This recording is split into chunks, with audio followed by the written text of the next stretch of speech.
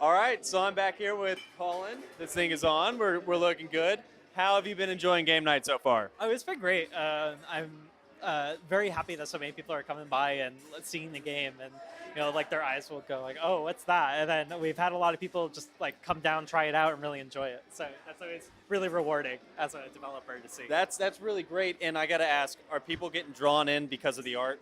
Usually, yeah. I mean, it's very striking, right? So it's working to our advantage. Someone will see, like, we have like a little tracked mode that plays when no one's playing. So like it's showing the trailer and stuff.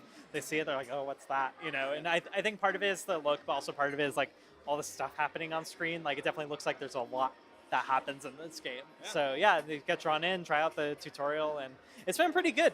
Yeah, most people sit down and play through the demo. So I'm very happy about that. That is great. So yeah. we talked a little bit on the podcast about how this is an organic game, how it kind of came together. We have the game here.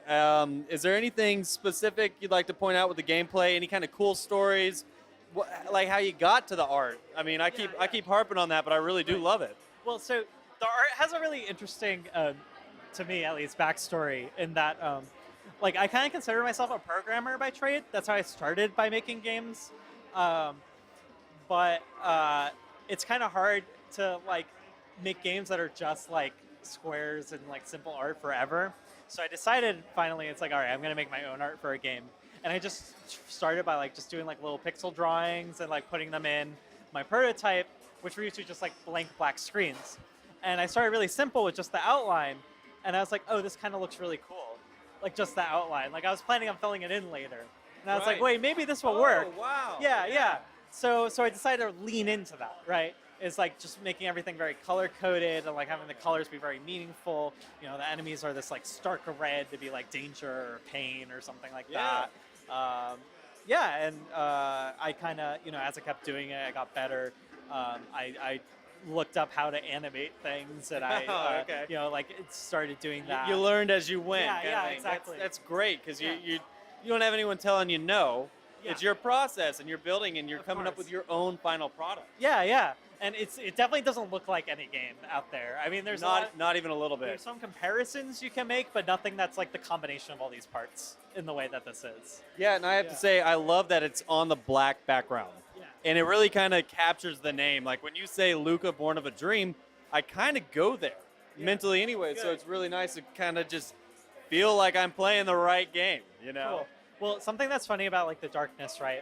It's a very horror influenced game, but it's also an action game, right? Like there's fighting and stuff. And the intention is that it's hard at first, but as you continue and progress and get better and the character gets stronger with you, like I wanted to transform more from a horror experience to like you've got your own personal demons under control as you go. It becomes more triumphant, more confident, right? Lucah is an Italian name that means bringer of light. And I like to think that that's kind of the progression that you have as you go through the Bringer of life?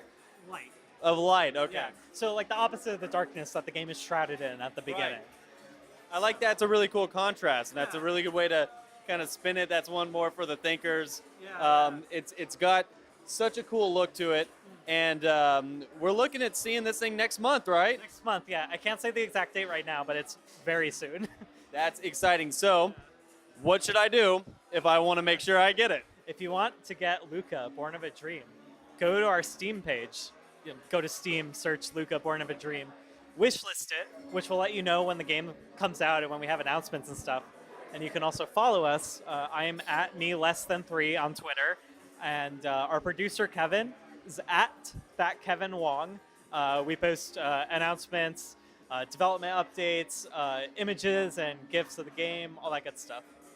Great, man. I got to tell you, it's a fun game to watch. It's a fun game to play. I love the story about how it came together organically, and it is the game that you guys wanted.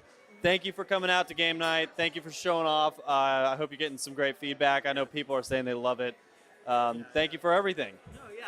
And thank you for having me. Of course. All right. It's been a lot of fun. We're out. Cool. Thank you very much.